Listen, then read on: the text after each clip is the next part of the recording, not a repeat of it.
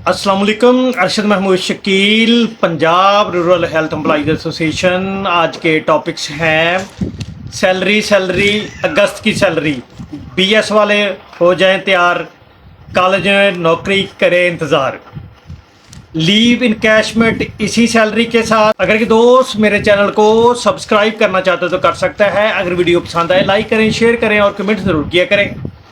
अगर किसी ने कोई सवाल पूछना है तो कमेंट सेक्शन में पूछ सकते हैं। अगर किसी ने वी लॉ के मुतल्लिक़ कोई भी नोटिफिकेशन लेटर या इश्तिहार देखना हो तो डिस्क्रिप्शन के सबसे आखिर में एक वेबसाइट का लिंक है, उसको ओपन करके आप इश्तिहार, नोटिफिकेशन या लेटर को डाउनलोड भी कर सकते हैं, पढ़ भी सकते हैं। बीएस वाले हो जाए तैयार, कॉलेज में नौकरी करें इंतज़ार। हायर एजुकेशन कमीशन HEC की एक मीटिंग में फैसला किया गया कि कॉलेज में अब रेगुलर लेक्चरर भर्ती नहीं किया जाएंगे, बल्कि 50,000 महीना पर कंट्रैक्ट पर भर्ती किए जाएंगे जिन उम्मीदवारों ने BS किया होगा। ये ऐसे है कि एक मीटिंग में फैसला हुआ है HEC की। उन्होंने कहा है कि यानी कि हम जो है ना वो अब रेगुलर जो है वो भर्ती नहीं करेंगे, लेकिन 50,000 रुपये महीना जो है BS जिन्होंने किया होगा उनको हम हायर कर लेंगे। अब ये है कि ये सिलसिला तो ऑलरेडी यानी कि प्राइवेट सेक्शन में भी हो रहा है। अब ये देखो ना, गवर्नमेंट भी यहाँ पर भी ये लागू कर रही है, जैसे कि दूसरे डिपार्टमेंटों में भी किया हुआ था। ये तो यानी कि ये है कि गलत बात है ना गवर्नमेंट की। अगर गवर्नमेंट कॉलेजेस में PPSC के थ्रू वो भर्ती होकर आएंगे तो वही तो सबसे बेस्ट है ना, क्योंकि ये है कि वो रेगुलर कैडर के लोग होंगे। लेकिन ये नहीं है कि ये बिल्कुल ख़त्म नहीं कर सकेंगे, क्योंकि ये तो एक उन्होंने की है, वो भर्ती कर सकते हैं, पहले भी करते हैं। लेकिन ये है कि ये नहीं है कि ये 100% ही हो जाएगा कि सारे यानी कि जितने भी है उन्होंने इस पर ही भर्ती करनी है, क्योंकि फिर PPSC का जो डिपार्टमेंट है वो क्या ख़त्म करना है, ठीक है ना। उसमें तो भी तो मुलाजिम लोग काम कर रहे हैं ना, तो वो भी फिर ख़त्म करते हैं। अगर यानी कि रेगुलर कैडर के लोग नहीं भर्ती करने तो फिर उनको भी ख़त्म कर दें। तो ये हो नहीं सकता कि यानी कि सारे के सारे जो है वो यानी कि 50,000 पर ये, हालांकि 50,000 कोई यार कोई नौकरी बनती तो नहीं है ना। 37,000 तो कम से कम पाकिस्तान की सैलरी है, तो 50,000 में यानी कि कहते हैं कि BS के जो लोग हैं उनको भर्ती करके चलो अपना काम चलाओ। तो ये यानी कि ये देखे ना, ये पॉलिसीज़ यानी कि हमारी, जो मैं तो यही कहूँगा कि हमारी गवर्नमेंट ऐसा कर रही है, ठीक है ना। HEC जो हायर एजुकेशन कमीशन है वो ठीक है, खुद मुख्तियार है, लेकिन ये है कि वो कभी भी ये नहीं चाहेगा कि हमारे जो लोग हैं वो यानी कि जो PPSC के थ्रू ना आए। वो तो कहते हैं काफ़ी सारी यूनिवर्सिटीज़ ऐसी हैं जहाँ पर वो यानी कि हमारे जो वहाँ पर प्रोफेसर हैं वो कंप्लीट नहीं है, कॉलेजेस हैं वहाँ पर अब कंप्लीट नहीं है, ठीक है। अगर नहीं है तो उसकी वजह से लोग वो जो बाहर प्राइवेट जो सेक्टर है वो क्यों तरक्की कर रहे हैं। हालांकि ये है कि किसी भी बकिया मुमालिक में ऐसा नहीं है इतना ज़्यादा जितनी हमारे पाकिस्तान में एजुकेशन का हाल हुआ है। तो दूसरा ये है कि एजुकेशन क्या है, वो समझ बूझ तो है ही नहीं, रटलाइजेशन, ठीक है ना। जिसके रटा से ज़्यादा नंबर आ गए वही उसको आगे बढ़ा देते हैं।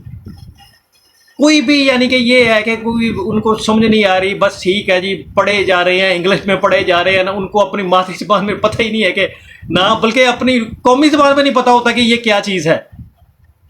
तो ये जो है ना, ये गवर्नमेंट ऑफ पाकिस्तान को इस चीज़ पे सोचना चाहिए। तो दूसरा ये है कि ये एजुकेशन तो फ्री होनी चाहिए। और यहाँ पर ये मैं कहूँगा कि इतना बहुत ज़्यादा आप लोगों को पता ही होगा, जितना यानी कि कॉलेजेस बन गए हैं प्राइवेट, बल्कि उनकी ये है कि वो अब क्या कहते हैं कि उनकी तो वो फ्रेंचाइज हैं, स्कूलों की फ्रेंचाइज हैं। तो वहाँ पर वो अपनी फ्रेंचाइज वो यानी कि उनसे काम चला रहे हैं।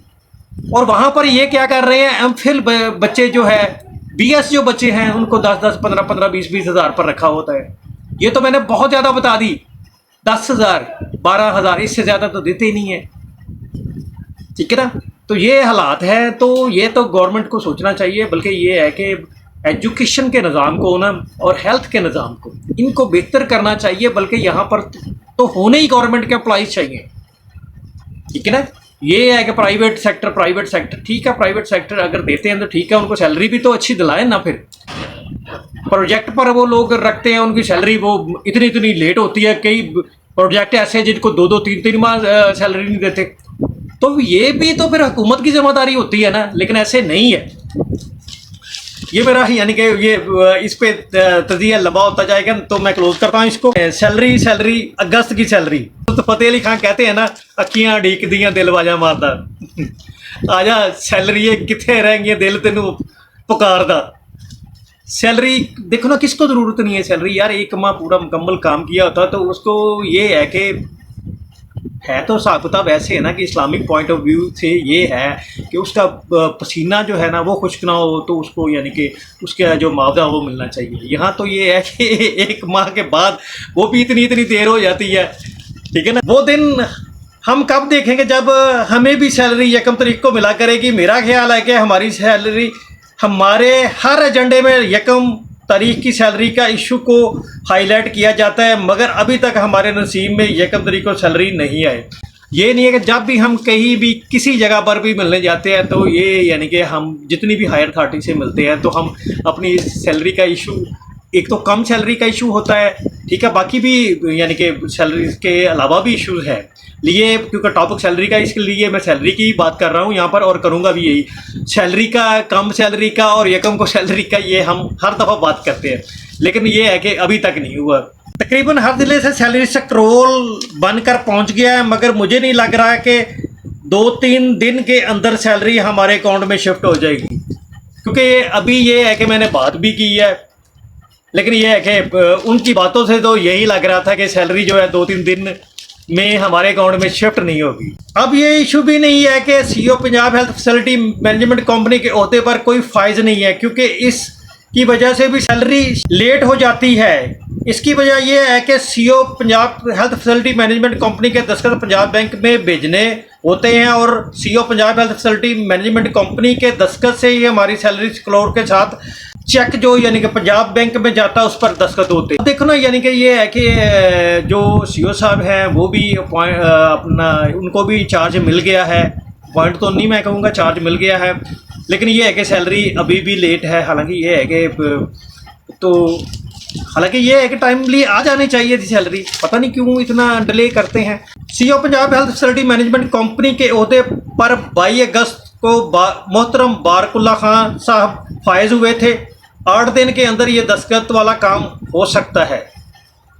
अगर पंजाब बैंक में दस्तखत भी नहीं भेजे तो फिर भी सैलरी लेट हो सकती है। यानी कि अगर ज़ाहिर है कि हमारे जो CEO Punjab health facility management company जिनको एडिशनल चार्ज दिया गया है, अगर उनके पंजाब बैंक में अभी तक साइन नहीं पहुंचे तो भी सैलरी लेट हो सकती है।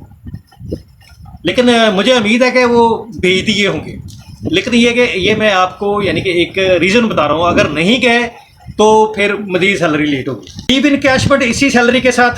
कुछ दोस्त मुझसे बार बार फ़ोन करके, टेक्स्ट के ज़रिए और वीलॉग के कमेंट्स में भी ये पूछ रहे हैं कि सैलरी के साथ, इसी सैलरी के साथ हमें लीव इनकैशमेंट मिल जाएगी। मेरे दोस्तों, अभी तो डिस्ट्रिक्ट अथॉरिटी की तरफ से लीव इनकैशमेंट पर कोई वर्क ही नहीं स्टार्ट हुआ, ठीक है ना जी। अभी तक कोई वर्क ही नहीं स्टार्ट हुआ। आप दोस्तों को कैसे लीव इनकैशमेंट मिल जाएगी? मेरे भाइयों, अगर उन पर लीव इनकैशमेंट पर वर्क शुरू होगा, तमाम इजला जब वो वर्क मुकम्मल कर लेंगे तो फिर वो जाके यानी कि अपने सीईओ ऑफिस जाएगा, हायर अथॉरिटी के पास जाएगा। अगर एक डिस्ट्रिक्ट भी अभी उसने वर्क ना लीव इनकैशमेंट का या सैलरी का जैसे भी होता है ना किया होगा तो वो भी ज़ाहिर है कि पेंडिंग में चला जाता है, क्योंकि लीव इनकैशमेंट सबको इकट्ठी मिलनी होती है और इसी तरह सैलरी भी सबको इकट्ठी मिलनी होती है।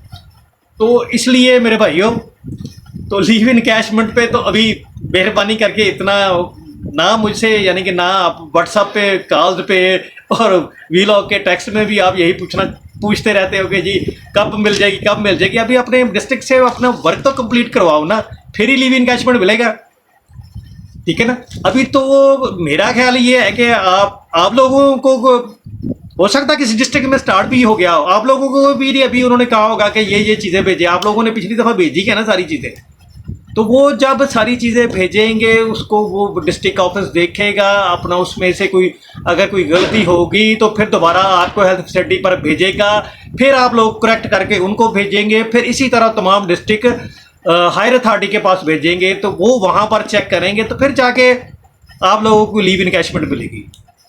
तो मेरे भाइयों, तो प्लीज़ ये ना अभी ये यानी कि कोशिश किया करें, फ़ौरन ना सवाल कर दिया करें, ठीक है ना। चले खैर सवाल आप करें, लेकिन यह कि मैं जवाब देता रहूँगा।